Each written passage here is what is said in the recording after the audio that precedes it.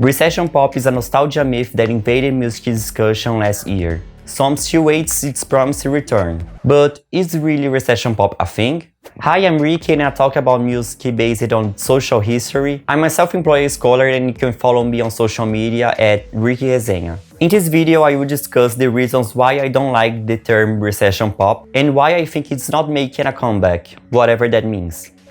So in 2009, the newspaper Irish Independent made an article called Recession Pop, talking about a new generation of flamboyant singers like Lady Gaga, and their songs was a response to the Great Recession crisis that was happening at that time. They made a comparison to the 70s crisis that delivered styles like proto-glam and disco, but I also think that this is questionable. Lady Gaga's Just Dance was named as the greatest recession pop anthem, and I think it's the song that encapsulates this idea of a genre that talks about escapism, hedonism, lyrics talking about hanging out in nightclubs, that party all the time energy, and not worrying about anything else because the world was chaotic, so let's dance till the end of the world. Over the years, the term appeared here and there, but it got viral last year on TikTok with the comeback of Lady Gaga and Kesha that are named key figures of recession pop. Also the popularity of Charli XCX Brett, the rise of pop singers like Chaperone and Sabrina Carpenter, and the threat of a new economic crisis in the United States.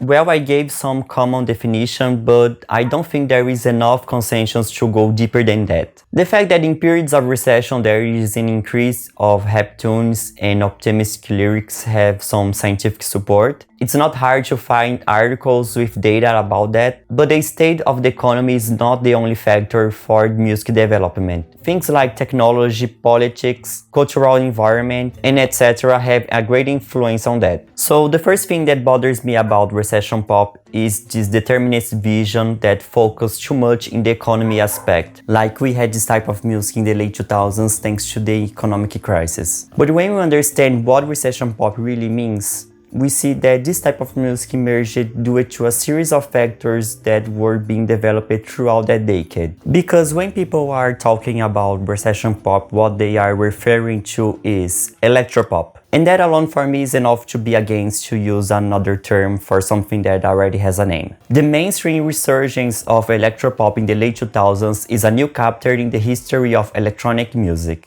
With the ascension of EDM and other subgenres, the continued use of digital production techniques, the internet democratization, the term recession pop makes it seem like when the crisis hit, everyone decided to go to the clubs when everyone was already there. For years that scene was being drawn, and I'm sure that if you didn't have the crisis, that style would still prevail, because much of the music of that period was done and continued to be done in different ways.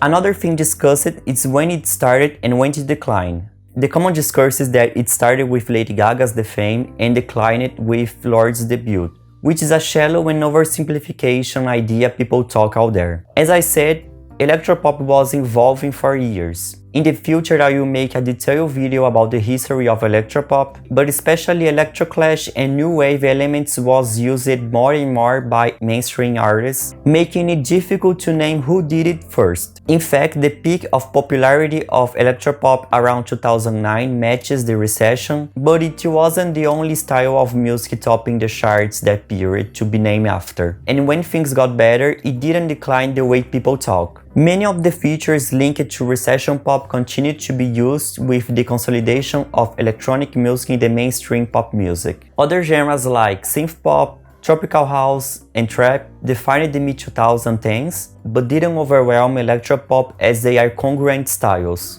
Something I forgot to talk is that the Empire of the Sun is mentioned and interviewed in the Irish Independent article, which means the inclusion of the indie pop bands in the recession pop concept. But if you read any article about recession pop, they are talking about electropop.